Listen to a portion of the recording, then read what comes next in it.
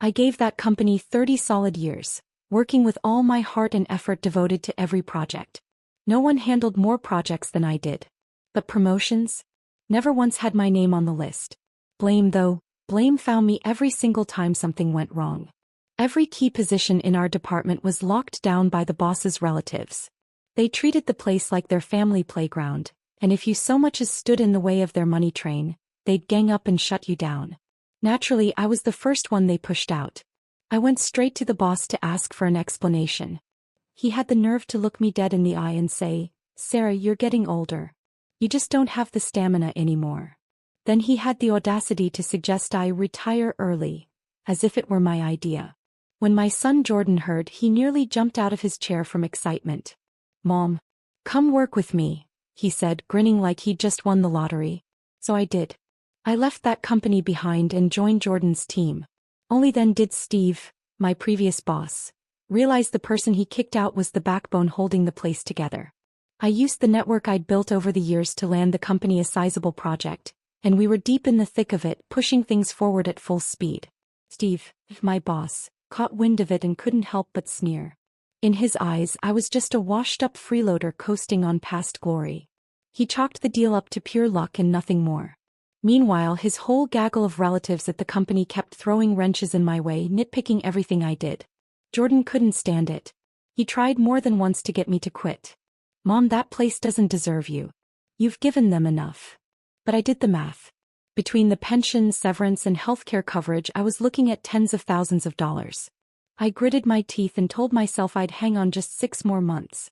Turns out I didn't even get that long. Steve's secretary, who was, let's be honest, more like his mistress, was actually the daughter of a distant cousin. She was maybe 27, 28. To secure my position for herself, she took it upon herself to comb through my compensation package. Then, all sweet smiles, she gently suggested to Steve that keeping me on was a financial mistake. From that moment on, Steve turned ruthless. Overtime became my new normal. Weekends? Gone. My paycheck? Suddenly always processing. I knew exactly what he was doing, trying to push me out without firing me. But I had my eye on the money. If there was anything I was owed, I was going to get it. So I kept my head down and endured. This man who'd worked beside me for 30 years, who I'd once called a friend, was now a stranger. Ever since he got involved with that secretary, it was like he'd been replaced. She whispered in his ear every other day, and Steve actually started calling me out in front of everyone during meetings, blowing small errors way out of proportion. His relatives, who'd always resented how much I made, saw which way the wind was blowing and pounced. They banded together to make my life hell. Delays, blame games, sabotaging my work. A straightforward project got completely derailed. In the end, it failed. The company took a loss of nearly $40,000. Steve exploded. He dragged me into his office and laid into me. "Sarah, what the hell is going on with you?" he shouted. "Are you so old now you can't even manage a basic project?" I kept my voice steady and tried to explain. "Steve, this isn't on me. The team's refusing to follow." I didn't even finish the sentence. He suddenly grabbed a folder from his desk and hurled it at my face. I wasn't expecting him to actually lash out, so I didn't move. The sharp corner of the folder caught me right on the forehead, tearing the skin.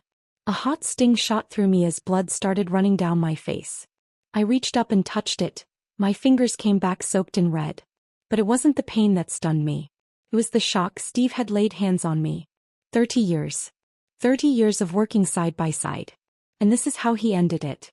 His expression shifted just for a second. Maybe guilt. Maybe not. Whatever flicker crossed his face, it vanished fast.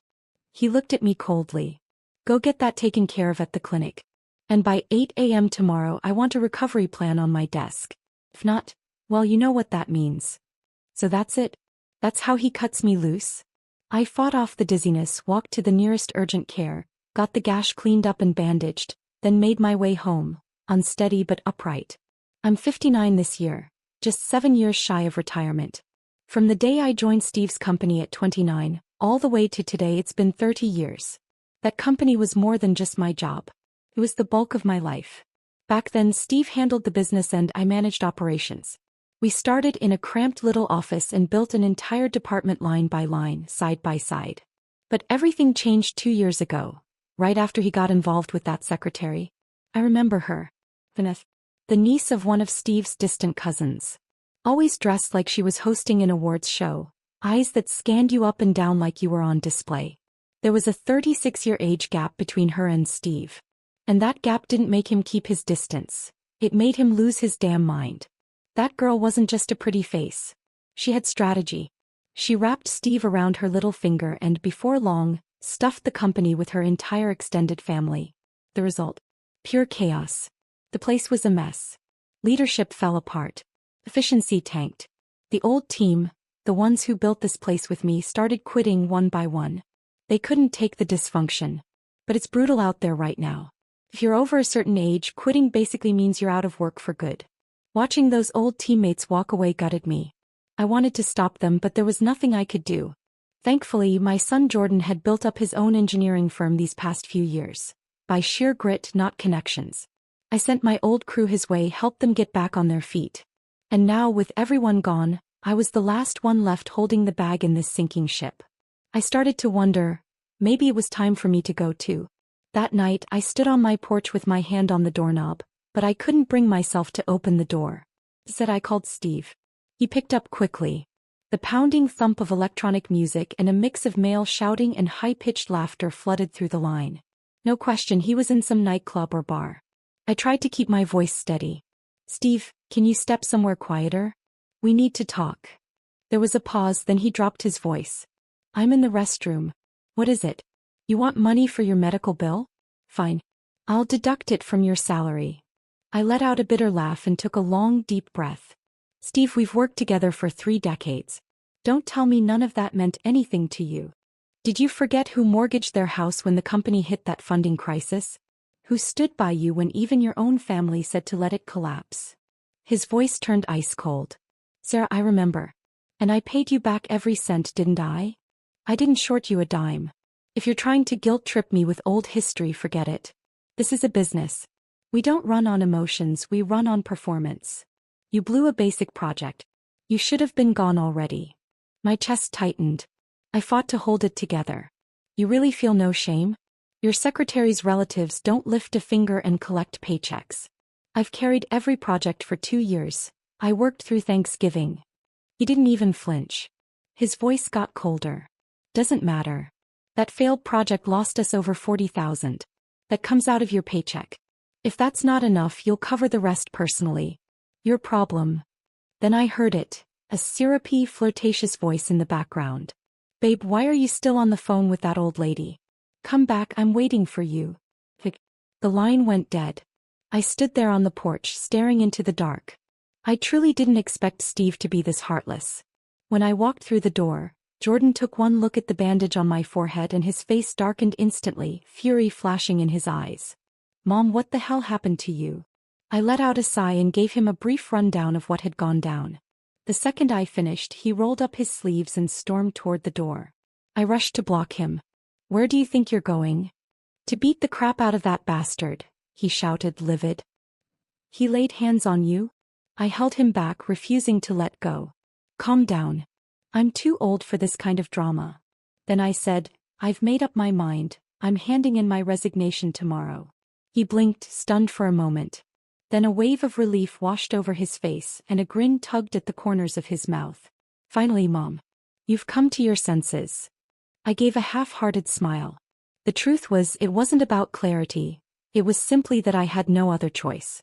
That night, I sat down and put together a thorough postmortem of the failed project. Every responsibility, every decision clearly outlined. I emailed the entire thing directly to Steve. If I was walking away, I was drawing the line while I still could. From this point on, everyone would own their own mess. As for that so-called 6-figure loss? Sorry, Steve, go chase your brilliant little team of stars. And I wasn't stopping there. I was filing for labor arbitration. After all, Steve owed me back pay from the last 2 years, well into the 6-figure range. No way was I letting that slide. When I told Jordan, he immediately offered to connect me with a top-notch labor attorney. He even invited me to officially join his company. "Mom, if you're willing, I'll get your office ready tomorrow." I nodded and smiled. I'd like that. Jordan's company was a completely different world. So many of the old colleagues Steve had driven out were already working there. Seeing their familiar faces again was unexpectedly heartwarming. That evening Jordan took me out for dinner. Between bites and sips of wine he laughed and said, "Steve had it coming. Every core member he pushed out is now with me. And Mom, you probably haven't heard, I just landed a major city contract last month." He looked so proud, just like he did as a kid when he'd come home with a school award, beaming and waiting for my praise. As for Steve and me, we were well past the point of no return. He tried to stick me with the blame for the project loss, demanding I pay for the damages, while behind the scenes he was already planning to use that same money to spoil his precious little secretary. What he didn't count on was that I'd come prepared. Long before I resigned, I had already compiled a detailed accountability report on the entire project. Every budget overrun, every delay, every execution failure, clearly documented and assigned to the right people. I sent that report not only to Steve but to every shareholder on the board. And it clearly stated that the loss was caused by his unqualified nepotism-hired team, not me. That document sent shockwaves through the company. Combined with my lawyer's arbitration filing, it finally knocked the wind out of Steve. He had no choice but to pay me every cent of the wages he owed. But I wasn't done yet. I also filed a medical compensation claim. The amount wasn't large, but I didn't care. I just wanted to watch him squirm. Rumor has it he slammed the table and shattered his phone the minute he got the notice. He even started making threats, bragging that he'd steal one of our upcoming contracts and crush Jordan's company. The moment I heard that, my face went cold. I had worked in his company for 3 full decades. I knew exactly what kind of man he was behind that polished facade. Turning on me was one thing, but coming for my son? That crossed a line. I immediately sat down with Jordan and brought up the Metro Ring project. I told him I wanted full control of the bidding process. I was going to face Steve myself. I wanted to look him in the eye and see exactly how he planned to take us down.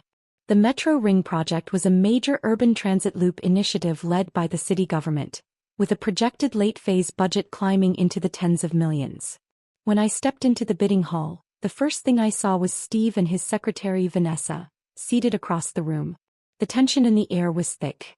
Seeing your adversary face-to-face always is. Steve spotted me and put on a fake friendly grin, raising his voice just enough to be heard. "Well, if it isn't our company's old guard. Sir, long time no see. You switching careers to become a consultant now?" Vanessa let out a sharp little scoff, chiming in with a smirk. "Mr. Hamilton, why waste your breath? Nobody owes face to someone who got fired these days." I brushed a speck of lint off my blazer sleeve and replied, cool and steady, "Steve, I have to hand it to you, you're really living your best life. 60-something and still keeping up with a secretary in her 20s. I hear your wife hasn't caught on yet. Must be quite the balancing act." The smile froze on his face. "You threatening me?" he muttered, voice low and eyes flaring with rage. I gave him a dry chuckle. "Please. Don't flatter yourself. If I had the time I wouldn't waste it on you."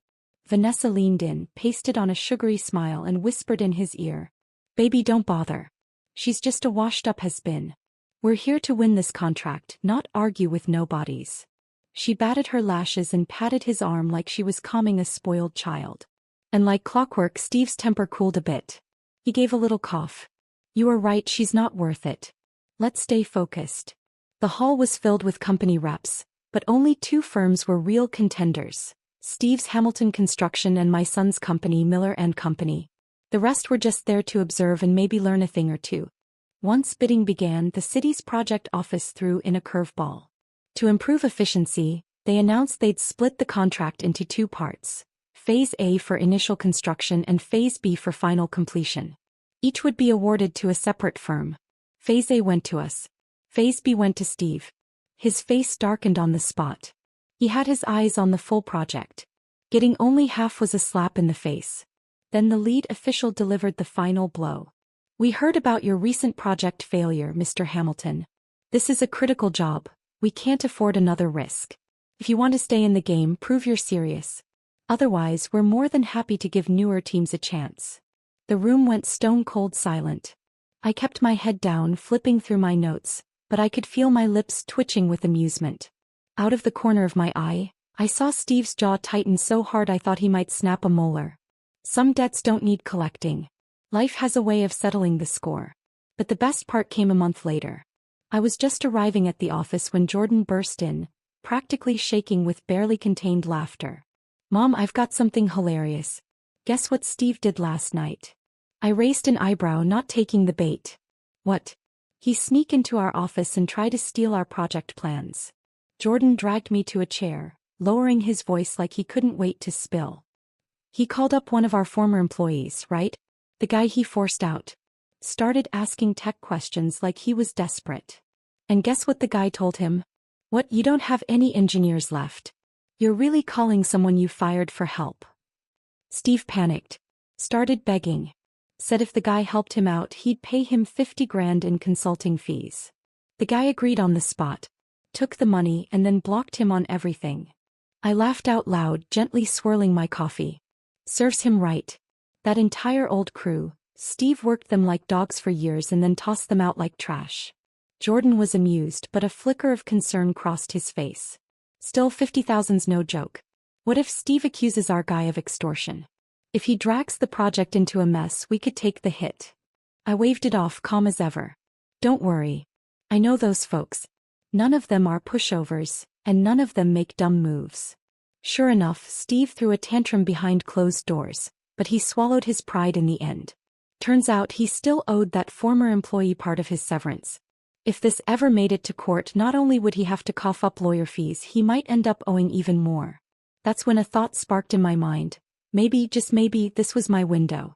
So I invited a few old colleagues out for coffee and compiled a full list of employees Steve had stiffed: wages, benefits, everything he owed. I fronted the initial legal fees and everyone else chipped in to cover the rest. Together we filed the lawsuit. The moment I brought it up, people were all in, both hands raised in support. Everyone knew the kind of man Steve was. Years ago, some still held back out of loyalty or fear. No, he was a pariah. A walking scandal people couldn't wait to bring down. While our firm was full steam ahead on the new project, Steve's world was unraveling fast. He was dodging court dates and scrambling to find outside help to fill the gaping holes left by his so-called team. The relatives he'd pulled in through family ties? They were fine sipping lattes and posing for selfies in the office, but ask them to draft a proposal or run a technical audit. Might as well have asked a chicken to pole dance. But truthfully, even all of that wasn't enough to satisfy me. Then it hit me, Melody. Steve's wife. I couldn't stop thinking about the way he'd nearly lost it when I jabbed him about still dating a 20-something secretary during the bid meeting. That look on his face had stayed with me, and that gave me an idea. I reached out to Melody Hamilton, Steve's one and only legal wife. To be honest, when I saw her again, I wasn't entirely ready for it. All these years later, she hadn't changed one bit. Still carried herself with that same quiet power. She had to be close to 60, dressed in a tailored black dress with a crisp white shirt. Her cropped silver-gray hair made her look effortlessly sharp. The moment she stepped into the cafe, the whole place seemed to hush. She sat down across from me, her voice steady. "Sarah, what made you reach out? It's been, what, years since we last spoke?" I nodded. "Yeah. Not since you stepped back from the company." Her expression tightened ever so slightly. "So why now? What is it you want from me?" I gave a calm smile and slid my phone across the table. "Relax, Melody. I'm not here to stir trouble. Just wanted to show you something. Everything I need to say is right here." She hesitated, then tapped the screen. Image after image flashed by. Screenshots of messages, photos of Steve and Vanessa meeting up in secret, credit card records, receipts. I waited, expecting at least a flicker of outrage. But Melody? She didn't flinch. Her eyes scanned the screen with cool detachment. There was some surprise, maybe even a flicker of disdain, but not the shock, the humiliation, or the fury I thought I'd see. She locked the phone, handed it back, and said flatly, "So, you brought me here just to show me that?" Her reaction threw me. I hesitated. "Well, not just that." But she cut me off, tone cool and clipped. "Whatever Steve's doing out there is his business. It has nothing to do with me." It wasn't indifference, it was something colder. A woman who'd already braved the worst and come out frozen. When I married him, Sarah, I already knew this day would come. None of this surprises me. In that moment, I understood why she hadn't so much as blinked at the evidence. There were things she wasn't saying, but I heard them loud and clear. Back when the company was still in its infancy, Steve and I had built it together. The three of us were known as the Iron Triangle. We'd taken on the toughest clients and the ugliest deals side by side. She had a promising career, until her late 30s when she suddenly stepped back and married Steve, who was CEO by then. I never quite understood her decision. She could have married someone who saw her as an equal, who built her up instead of boxing her in. Instead, she married the man who later turned her into a housewife, and then cheated on her. But maybe in her eyes I was the one who didn't understand reality. Melody took a sip of her coffee and spoke, calm as ever. My first marriage was for love. It didn't end well. When things got better financially, the love disappeared, and so did he. He cheated. This time I chose not to be that kind of fool. Steve has money.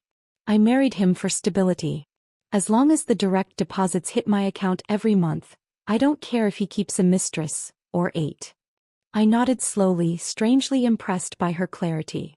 You're honest. And practical. But her next sentence made the air go still. Only fools get used as weapons, right? My heart skipped. Before I could respond, she put her cup down and continued. I've heard the stories. About the failed project.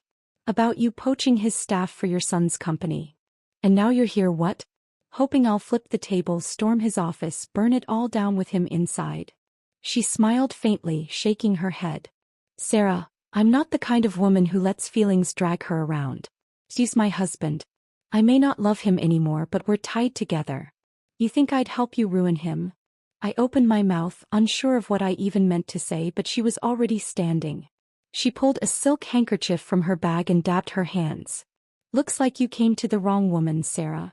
Then, without another word, she picked up her glass and slowly tipped it forward, pouring half a cup of ice water right onto the table in front of me. It splashed up, soaking the sleeve of my blouse. I sat there in silence, watching her walk away. And I realized, sometimes it's not about right or wrong. It's about direction. Melody and I were never walking the same path. She chose security over emotion. She placed her bet on a life that wouldn't change too much. Maybe I needed to respect that. Even if I'd never make that choice myself. Even though Melody turned down my offer to team up, I wasn't about to back down. That little voice inside me came knocking again. Why not start something of my own? So I did. Right after meeting Melody, I threw myself into the project. If I wanted to go head-to-head with Steve, the most direct way was to finish our company's portion of the contract flawlessly and ahead of schedule. Show the whole industry who the real professionals were.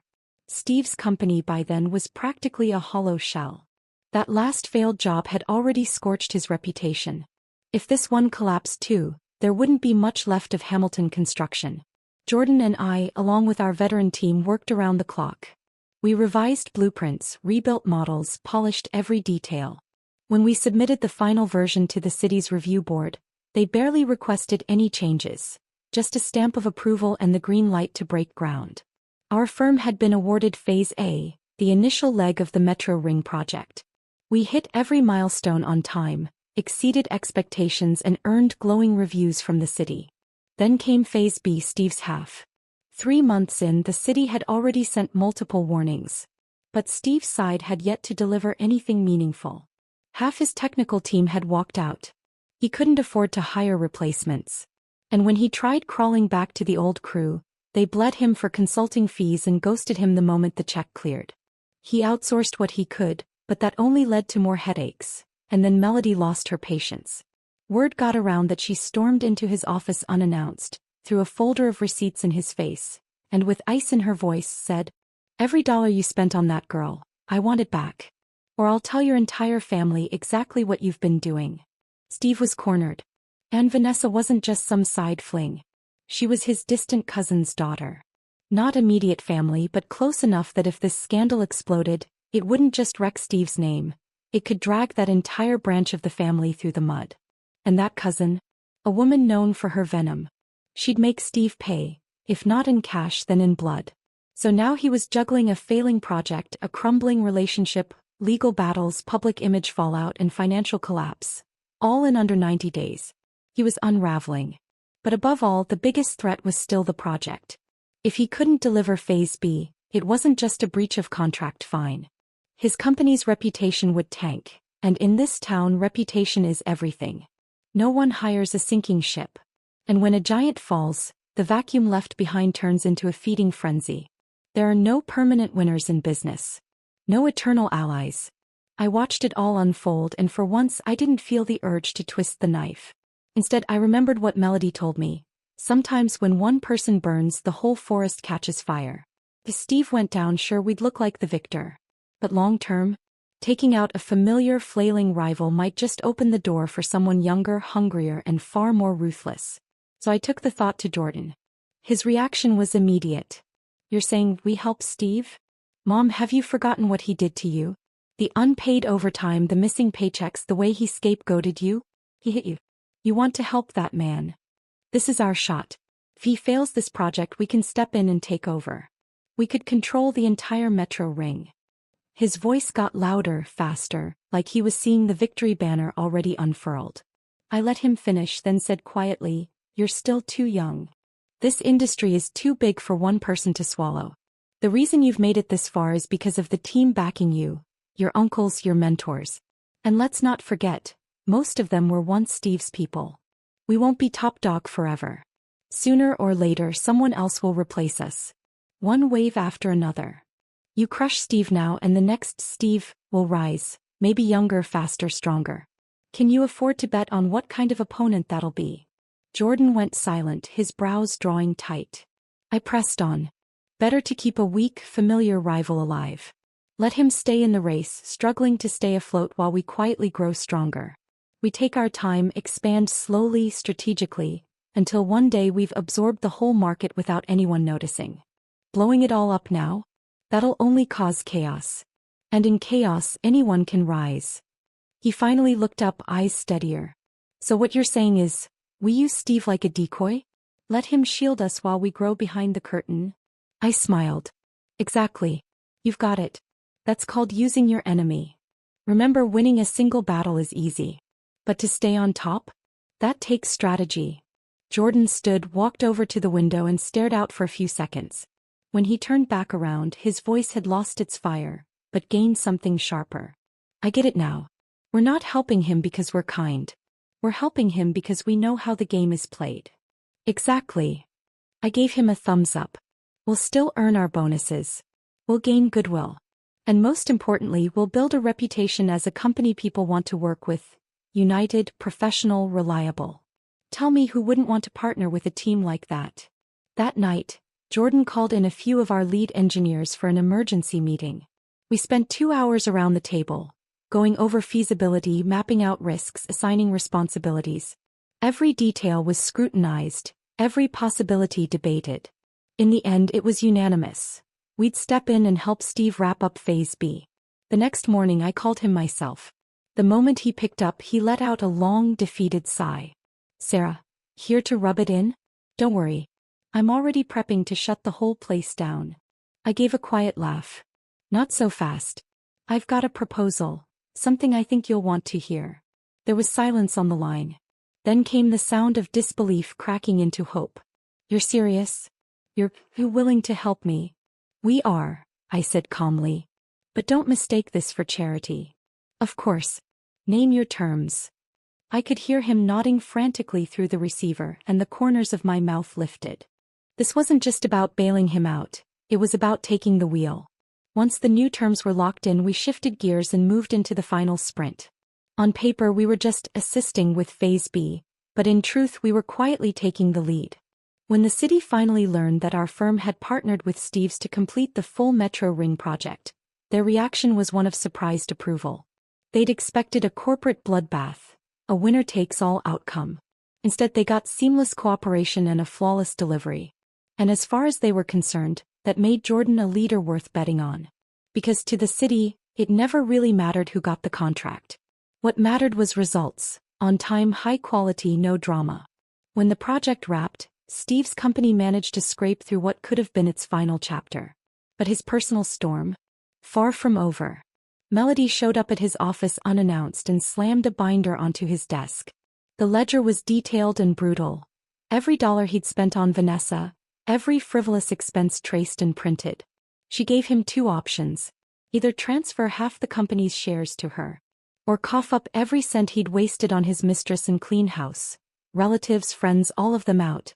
Steve was shaking with fury, but he had no leverage. He knew if Melody took this public, the company's already battered image would collapse completely. In the end, he caved. Quietly, he signed over 50% of the company to her. He even drafted a new will. The business would go to their son. And with us pulling the arbitration request, Steve managed, barely, to patch up the gaping holes. Maybe it was the first time in months he could breathe. He even invited us to a formal dinner to celebrate and show his gratitude. But I didn't go. I hadn't forgotten what he did. Not the late nights he forced on me. Not the unpaid wages. Not the public humiliation. Not the day he threw a file folder at my face. I helped him because it helped me and it helped my son. Not because I forgave him. If it hadn't been the smarter move, I would have gladly watched his company crash and burn, right there on the Metro Ring job. A few weeks after the project ended, the city issued another tender, bigger than the last, with even more funding and visibility. This time we were the lead contractor. Steve's firm? A secondary partner. We got the meat. He got the scraps. Resources, control, profits, reputation, everything had shifted. And just like that, Jordan's company became the new industry benchmark. While Steve, he was still out there clinging to old favors, trying to stay relevant. That night he called out of the blue and asked if I'd meet him for dinner. Said he just wanted to catch up like old friends. I figured it'd be business talk, maybe something about the project, but the place he picked caught me off guard. A little street corner barbecue joint that had been around for over a decade. Slightly run down, always noisy but full of warmth. One of those places that tugs at you with nostalgia. What I didn't expect was that he brought Melody along. This place ring a bell? Steve said, pouring me a glass of craft beer himself, grinning like we were 20 years younger. That year when we couldn't make payroll, remember? We had dinner right here. I nodded, accepting the drink. Of course I remember. You bought me and Melody the house special steak sandwich that night. Swore up and down we'd be rich one day. Steve laughed, eyes crinkling. We didn't know much back then. Just wanted to land the next job. Nobody had their guard up. I took a sip of beer, steady as ever. You can thank your lovely secretary for changing that. If she hadn't spent her days rallying your relatives to push me out, I might never have left. He rushed to agree, nodding furiously. You're right. Absolutely right, Sarah. I'm sorry, here, this one's on me. He tossed back his glass in a single gulp, holding it upside down like a kid trying to prove he really did it. He could be a complete fool sometimes. I raised my glass with a wry smile. To friendship. Melody, seated beside me, watched us toast in silence. Her face was unreadable, somewhere between reflective and restrained. Then, just as things started to feel oddly civil, Steve abruptly stood up and blurted, I forgot to feed the dog. He turned to Melody, eyes wide with mock urgency. Honey, you stay and catch up with Sarah. I've got to go take care of the pup. I blinked. Since when do you have a dog? But he was already brushing off my hand and backing away with a grin, making a hasty exit without looking back. I was still trying to figure out what kind of stunt he was pulling when Melody scooted her chair just a little closer. She held her wine glass gracefully, the tilt of her posture calm and composed, but there was a sharpness in her gaze I didn't miss. She took a sip, then set the glass down with deliberate care. Jordan's doing well. He's a smart young man. I turned toward her but didn't respond. Our company's grown fast, she added, watching me carefully. I stayed quiet. She paused, then continued, he's got your decisiveness and a younger generation's drive. I finally replied, voice neutral. So this dinner was to compliment my son? She shook her head. No. I came to talk business. Her eyes met mine directly. You can see it as clearly as I can. Steve's running on fumes. He acts like this is a partnership, but he's scrambling to regain control. The truth is he can't even lead his own son. Then she said plainly, I'm not going to watch him drag the company into the ground. And I won't let my son end up broke because of it. I raised a brow. So you want me to go easy on him? No, she said, her voice even. I want you to consider forming a joint division. One led by both our sons, Jordan taking the lead, my son working alongside him. I'll make sure Steve stays out of it. I didn't answer right away. I picked up my water glass and took a slow sip. She gave me a few seconds, then continued, I know this might seem like a burden to you. But long-term it's a challenge for Jordan too. He needs to learn how to manage a teammate he didn't choose. How to balance resources. How to navigate real friction. I set the glass down quietly. My voice was low but direct. This sounds a lot more like you looking for a safety net for your own son. She didn't flinch. Half of it, yes. But I'm not asking you to hand him your company. I'm just trying to keep him from getting shut out of the market completely. I looked at her. And your company? We're not selling, she answered quickly. But we are restructuring. How it evolves from here depends on what they build together. I nodded slightly. You've played this well. Sacrifice Steve's pride to save your son's future. She stayed calm. I'm just doing what a mother's supposed to do. There was a pause before I replied. My voice softened but stayed firm. I'll consider it. But understand this. Jordan is someone I raised from nothing. I won't let anyone treat his trust like an experiment. Melody nodded. Understood. Everything would be above board, open, fair, fully transparent. He'll know the plan from the start. And will cooperate completely. By then the lights outside had dimmed to a soft yellow. The sounds of the street buzzed faintly through the restaurant's open windows. I didn't say yes. But I didn't say no either. That night as I walked home, my mind kept circling back to Melody's words. And I couldn't stop wondering whether this was strategy or survival. The next morning, I had just poured myself a fresh cup of coffee when Jordan walked into the office. He spotted me staring into space and narrowed his eyes. Okay, what are you thinking about now? I slid the mug across the desk to him and said calmly, Melody talked to me last night. He went on alert immediately. What does she want this time? I didn't sugarcoat it. She wants you to partner with her son on the next project. Small team. You take the lead, her son works under you. She says she'll stay on the sidelines, just keep an eye on things. Jordan frowned on the spot. Is she kidding? What can he even do? I'm already stretched thin managing my own crew. You expect me to babysit her son's feelings too? I gave a soft laugh and didn't respond right away. He pressed on. Mom, you didn't say yes to this, did you? I looked him in the eye. No, I didn't. But I do want you to hear it out. He looked genuinely confused. Hear what exactly? Our company's just finding its footing. Why should we hand out chances to someone who hasn't earned them? Her son's got no track record, no connections. What's he bringing to the table? Competition. I leaned back in my chair and spoke gently. Did it ever occur to you that this isn't about the project? It's about giving her son a future that won't collapse under him. That's her problem, he said bluntly. I nodded. It is. But you also need to think bigger. How long do you plan to win by pushing others out? Jordan still looked puzzled. What are you getting at? So I laid it out. She came to us because she knows Steve's finished. And because she knows you've got what it takes. But don't get too comfortable. There are others out there younger than you, hungrier than you, and willing to burn twice as hard. Right now we're winning because we're solid. Not because we're irreplaceable. He took a sip of coffee, quieter now. I continued, if you bring her son into the team but you're still leading the show, then you get real practice managing a team, setting structure, holding people accountable. Not every partnership is dead weight. Some are trial runs. Some are how you learn to lead.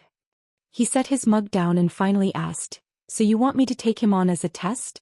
See if I can actually manage a group instead of just driving a project by myself. I nodded.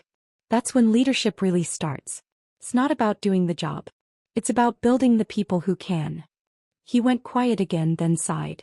All right. We'll give it a shot. But I'm telling you now, if he slacks off, I'm not babysitting him. I smiled. That's exactly the mindset you need. That evening, Jordan called a quick meeting with the tech leads. He laid out the plan for the joint team. Clear, direct, no fluff. His rule was simple. We lead. They support. Anyone who shows up ready to work will get a real shot to stay. And in that moment, watching him speak with calm authority, setting the tone not just for one job but for a culture, I knew he was starting to grow into something more. He wasn't just running a project anymore. He was learning how to build a legacy. The first few days after the joint project team launched, the office was buzzing. Jordan had laid everything out in advance. Who did what, when things were due, who was assigned to the site, who handled communications. Everything was mapped out down to the hour. Steve's company sent over their team on schedule. 3 people, all seemingly professional and polite. But the one who stood out unmistakably was his son, Kevin. He walked in that morning in a flashy suit, dragging a giant rolling suitcase behind him. Before even greeting anyone, he stopped in the hallway to snap a selfie and posted it to his socials with the caption, "New beginnings." A few of our senior staff watching from their desks rolled their eyes so hard you could hear it. At the first team meeting, Jordan ran things tight. He didn't waste words, but his pace was brisk and his directions sharp. When he got to Kevin's part, he looked him square in the eye. "You'll start by coordinating with the materials team and the site crew. Learn the process. I want a complete inventory list from you by the end of the month." Kevin didn't hide his annoyance. "I thought I was here for more than just grunt work." Jordan didn't even look up. He simply moved on with the meeting. Afterward, Kevin was in the break room stirring his coffee and grumbling just loud enough. "So I'm the office errand boy now?" One of his teammates nudged him gently. "Keep your voice down. Things move fast here, and if you screw up, not even your mom can cover for you." Kevin didn't reply, but that afternoon when he turned in his first materials list, it wasn't even half a page long. Jordan flipped through it, then handed it back without raising his voice. "Take it back and redo it. This job's not as easy as it looks." Kevin took the paper and stormed off, jaw tight and face dark. I happened to be upstairs near the window and saw the whole thing. He came out of the meeting room with fire in his eyes, lips pressed in a tight line. Meanwhile, Jordan stayed put, calmly sorting through files like nothing had happened. After just 1 week, Kevin was already cracking. He had a list of complaints. He had to do everything. He had to learn everything. No one cared about his opinions in meetings. The work assignments. Always the grunt stuff. Site visits, report rewrites, logistics runs. To him it felt like one long setup. That Friday, just before close of day, he called Melody and asked her to meet. They sat at a cafe for almost 2 hours. "Mom, he doesn't respect me," Kevin said, trying to keep his voice low but seething. "He treats me like some intern. Sends me out for field checks, piles me with boring tasks, and then calls me out in front of the whole team." Melody didn't say anything. Kevin kept going. "Didn't you say this would be a growth opportunity? That I'd get to show what I can do? He's just waiting for me to mess up so he can push me out." He leaned in, voice rising. "Mom, aren't you going to step in? Say something." Melody let out a long sigh. "Kevin, you're my son. I'll always be in your corner. But right now you're working at someone else's company. And if you don't follow their rules, you won't last." Kevin froze, clearly not expecting her to take that line. His face dropped. "What are you saying?" "I'm saying," she said evenly, "maybe it's time you learned to adapt, instead of expecting everyone else to bend around you." Her tone wasn't harsh, but it was firm. Honest. Kevin stared at her for a moment, then scoffed, stood up and walked out, leaving his coffee untouched on the table. That evening, Melody couldn't quite shake her worry. She knew her son's temperament. Impatient, prideful, easily set off. And if he ended up challenging Jordan outright, it could mean the end of their partnership before it even began. So the next morning she showed up at the office in person, saying she was just there to check on the project team's progress. She stood quietly in the doorway of the joint project office. Inside, Jordan was briefing the team, cool and focused. Kevin was off in the corner, arms crossed, silent and stiff. Melody took a step forward, clearly about to say something, when I intercepted her. "Come with me," I said. "If there's something you want to say, let's do it privately." Once we were in my office and she'd barely settled into the chair, I got straight to the point. "You're here to speak up for your son, aren't you?" She froze for a second, caught off guard. "It's not about defending him," she said carefully. "I just worry he won't keep up, and if he drags down the schedule." I didn't let her finish. "If he can't keep up, the last thing you should do is interfere." Her mouth opened, then closed again. She had no response. I continued, calm but firm. "My son is running this project. If you bypass him to come to me, 2 things happen. First, you disrespect his authority. Second, you cripple your own son's credibility. If you want Kevin to have a real future, let him crash into a few walls. Let him fall. Otherwise, one day he gets handed a title he's not ready for, and the entire structure collapses under him." Melody looked down, saying nothing. A few seconds passed before she finally whispered, "He's been in a bad mood lately. I'm worried about him." I softened my tone. "I understand. You're his mother. It's natural to care. But this isn't a favor. This is business. You can love him, but you can't shield him from growth. She looked up, and for the first time, I saw a flicker of agreement in her eyes. I won't step in again, she said quietly. Let the project go forward as planned. If he makes it through, he's earned it. If not, then it's a lesson he needed. I nodded. That was all I needed to hear. For now the issue was settled. But deep down I knew this wasn't over. Kevin wasn't the type to fade quietly into the background. If he felt boxed in, he'd create his own stage. And people like that, they're most dangerous when they try to prove something, because that's when they tend to make the worst decisions. In the final stretch of the project, trouble hit, just like I'd feared. And it was Kevin. Trying to prove himself, he went off script and changed the supplier contract at a critical stage without approval. The result? Delays, material mismatches, and a near disaster that almost brought the whole build to a halt. Jordan found out and didn't waste a second. He grabbed his team and pulled 3 all-nighters in a row, working non-stop to reverse the damage. He didn't sleep, didn't complain, just kept pushing forward, directing every inch of the site himself until it was back on track.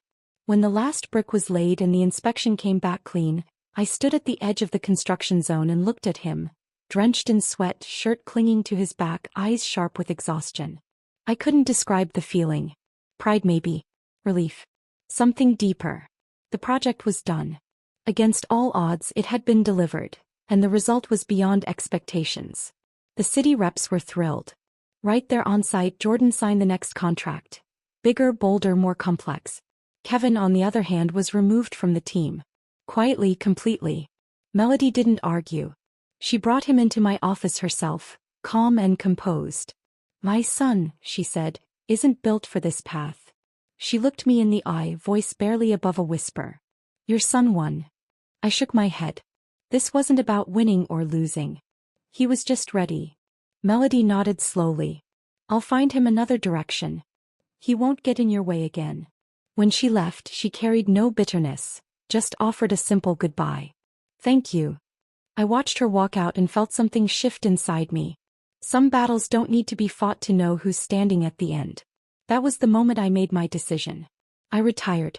I stepped away from the projects, the budgets, the personnel decisions. And I stopped guiding Jordan's hand. He sat with me in the office for a long time, silent. Finally, he asked, Mom, you're really not going to help me anymore? I smiled. Sweetheart, you've grown faster than I ever expected. I could stay another few years, sure, but there's no need. He looked down and let out a quiet laugh. Half relief, half something like hesitation. That evening, for the first time, he invited me to the celebration party the younger team was throwing. I stood near the back of the room watching him take the stage.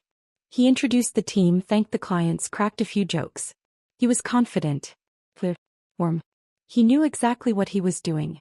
Someone beside me leaned in and said, Your son's impressive. I smiled. Yeah. He really is. When the event wound down, Jordan walked over and clinked his glass gently against mine. Mom, he said, do you feel at peace now? I nodded. I do. You've become someone people can count on. He paused. And you? I looked at him, my voice soft. I can finally let go. He smiled. So what now? What are you going to do? I thought for a moment. Buy some flowers. Maybe adopt a cat. Do the things I love. The rest is yours.